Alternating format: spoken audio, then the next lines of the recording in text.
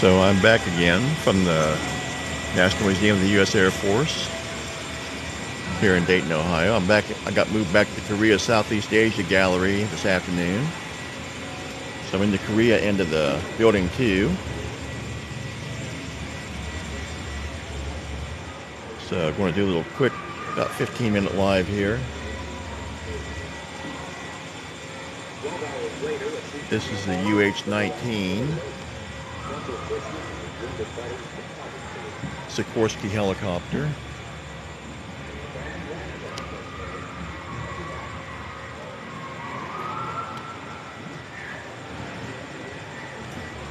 This over here is called the EDO lifeboat. This was the A3 lifeboat, was designed to be dropped by B-29s to downed airmen at sea. We have the 4-cylinder Meteor engine that powered it. Up inside was a food heater and the controls. Had bolt-on wheels that could be moved around on land. And the tail fins were to keep it stable when it was attached to the mothership.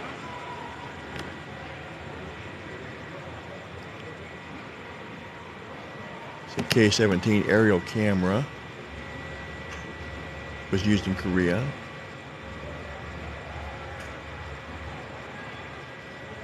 And the RB-45.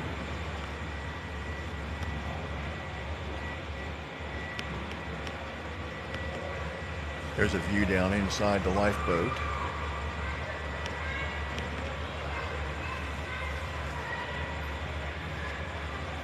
Hi, Smiles.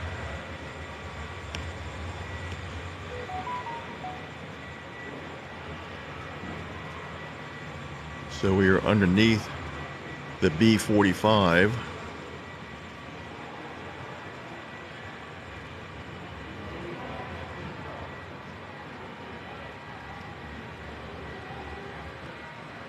This was built as a bomber, but this was a reconnaissance version.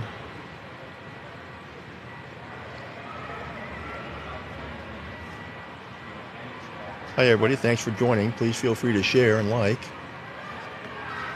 This is the fuselage from a B-29 that actually dropped 2,500 pounds of bombs during the Korean War, flew 121 Korean War combat missions, and shot down 5 MiGs.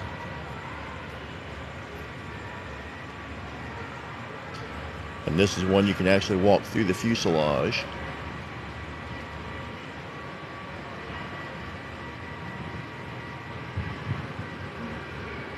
Piece on strategic bombing during Korean War. Thank you, Joanna. Appreciate that. How you doing? It's a T6 Mosquito that was used for training and also for spotting.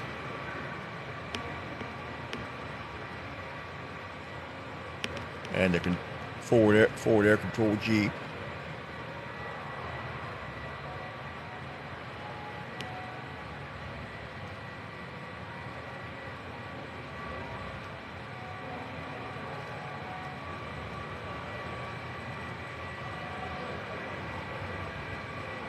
This is an F-84 here on my left. Either an 84 or 94. I think it's an 84 though. Oh, 94, I apologize. You can see the cannons here in the nose. Oh, here's the 84 over here on my right. Okay.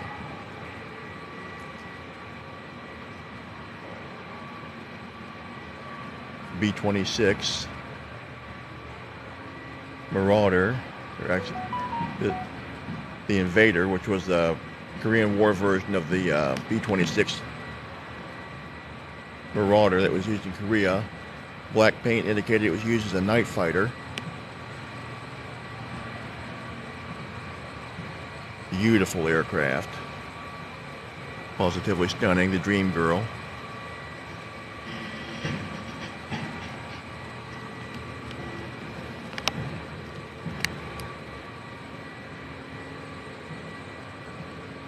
So please feel free to share.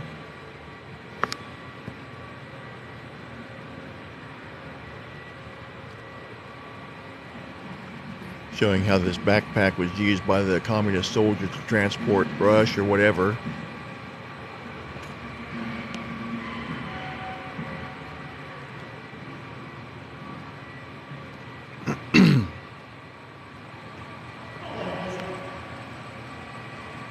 I like this. This was from a letter written in 1952.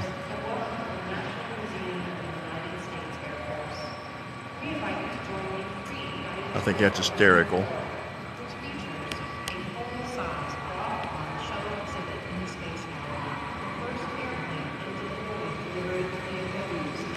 This is a turret gun sight that was used to operate the remote control turret up on top there.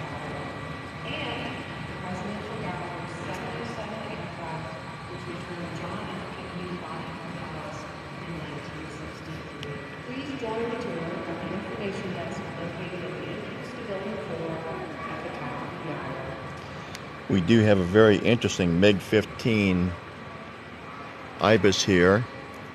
This is the engine out of a MiG-15 on my right. So this ahead of me is the RF-82 Twin Mustang Night Fighter reconnaissance version. This particular MiG-15, the U.S. offered a reward to any North Korean pilot who would defect and bring a MiG-15 with them. And there was a pilot who did so.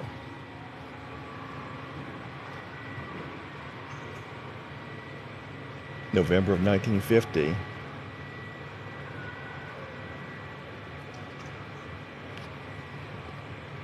So this pilot, they offered $100,000 for the first intact MiG-15. So in 1953, this particular pilot, 21 years old, came to South Korea. He found out his mother had already been evacuated. He turned down the reward and became an American citizen. This was flown by Chuck Yeager, who broke the sound barrier for the first time. And it came to the museum, or came to Wright-Patterson in 1953, came to the museum in 1957. So this is a Russian MiG-15. Next to it is an F-86 Sabre.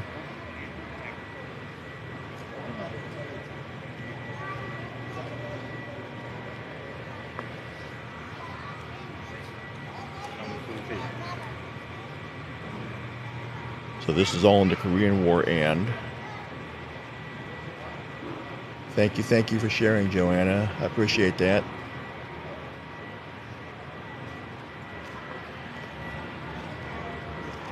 This is an F-80 Shooting Star on my right. You can see the magazines for the cannon.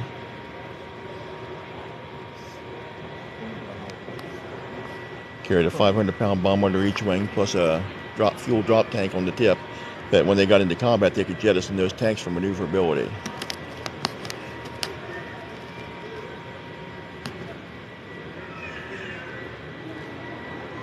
Something really nice coming up on my right. The only F-22 Raptor on static display anywhere that you can see. This was a first stealth prototype above by Boeing called the Bird of Prey, named after the Star Trek bird.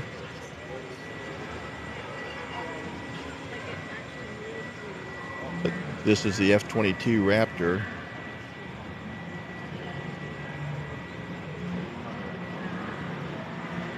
You can see it has internal weapons bays. When the doors are closed, that maintains the stealth profile. When they open the weapons bays to launch, that's the only time it's not stealthy.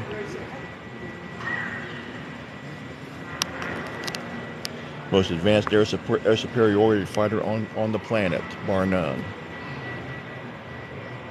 Over here is a Global Hawk and a Predator drone. T-28 Trojan above the A-1 Skyraider over there. a B-52 Delta model.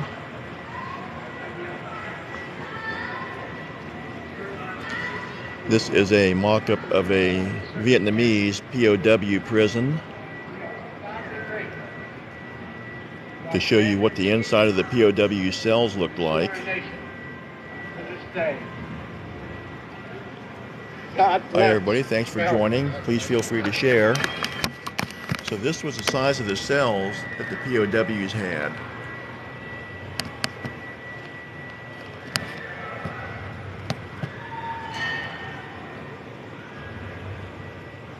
That's how much room that our American POWs had in Vietnamese prisons. And they would devise messages by just tapping.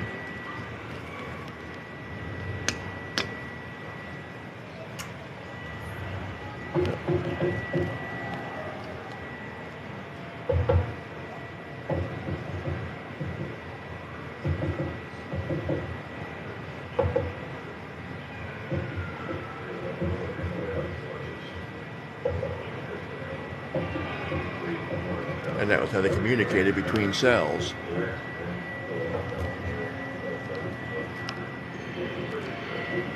This is a breakdown of what the messages were. They could see one another. They used a mute code like this. Otherwise, this is the tap code.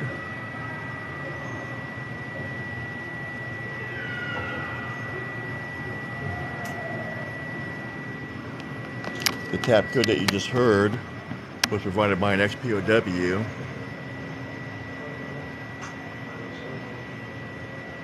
So it said, "When do you think we go home?"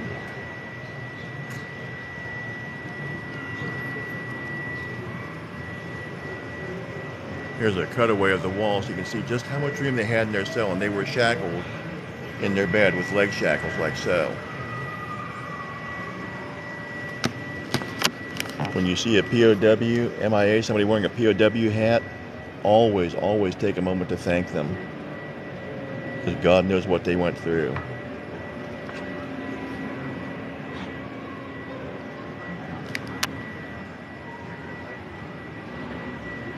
I'm going to try to make it through the rest of this gallery. I got about 5 minutes before I have to change jobs. So, under the B-52, this is an F-105 Thunder Chief that was used for Wild Weasel. They would find the radar for Russian-built surface-to-air missiles in Vietnam and either suppress it or take it out with missiles so that the bombers wouldn't be shot down by surface-to-air missiles. We're going to go up underneath the bomb bay of the B-52, which is still flying today. This is what it would have looked like with the bombs dropping and up inside the bomb bay.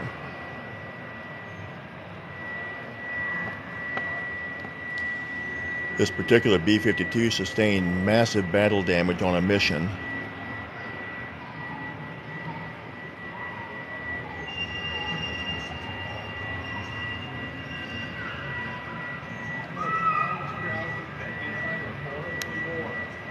So it was hit by a surface-to-air missile. And this is text from the actual report showing, and the diagram showing the damaged areas. And it made it back. There's the left wing drop tank. A7D Corsair 2 to my right. F-111 Aardvark that flew out of England, out of Lakenheath, England. We have several aircraft cockpits that the people can sit in, including this one on my right of an A7. You can actually sit in the cockpit of an A7. RB-66, which was a reconnaissance bomber.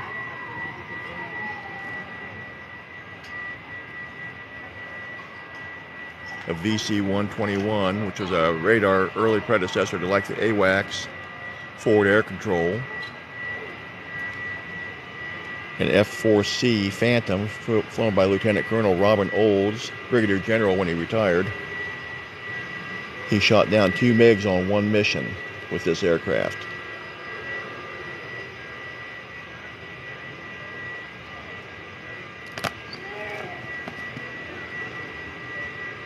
First aircraft I touched at Navy Jet Mechanics School in 1977 was an F-4C Phantom, just like this one.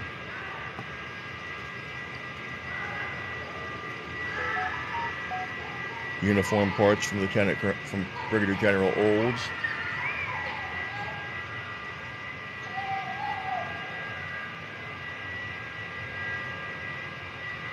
The Memphis Belle II, which was named in honor of the original Memphis Belle. MiG-21 straight ahead of us here.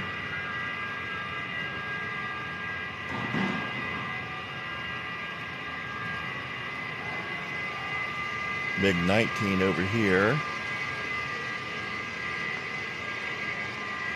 An A-1H Sky Raider that just came back from restoration last month.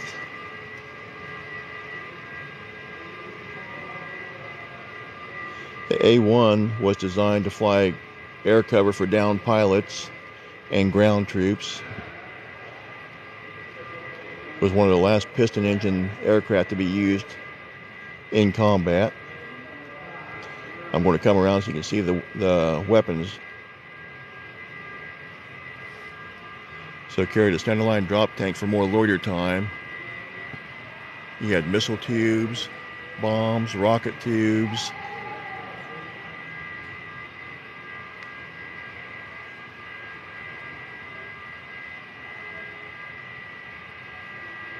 Basically was a predecessor to what the A-10 Thunderbolt does now. C-123K, which was used for actually spraying Agent Orange over Vietnam. This particular aircraft took 567 hits from ground fire. H-53, which was this black one, the Black Mariah, was actually flown by the CIA, and the pilot who flew it on missions has actually been here. I've talked to him. The regular version of the H-53, or HH-3, I'm sorry, not the 53, but the HH-3. An H-1P Iroquois, the Huey.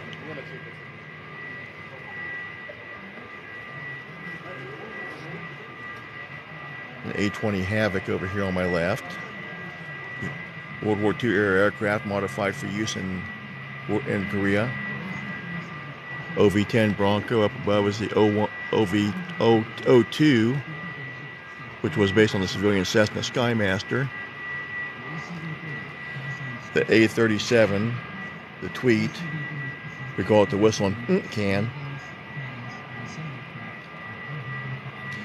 B-57 Canberra, based on the Canadian aircraft. This is the engine out of the OV-10 Bronco. Again, the Bronco was designed for close air support. Various spotter aircraft to tell the artillery where to fire.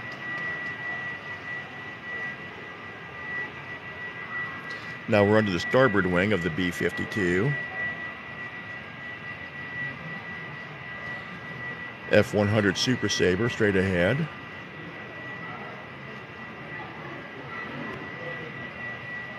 McDonnell RF-101 Voodoo. This particular aircraft came to the museum in 1979 and had a mechanical and stopped at my base in Meridian, Mississippi, and I fixed it. So I actually did mechanical work on this aircraft. A cockpit for a B-52 that you can look inside. The T-28 that we saw earlier.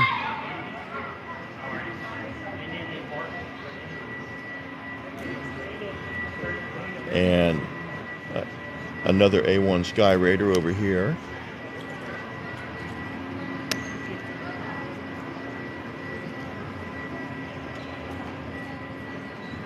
And again, the Global Hawk and the Predator drone. This is the Predator nearest me and the Global Hawk on the other side.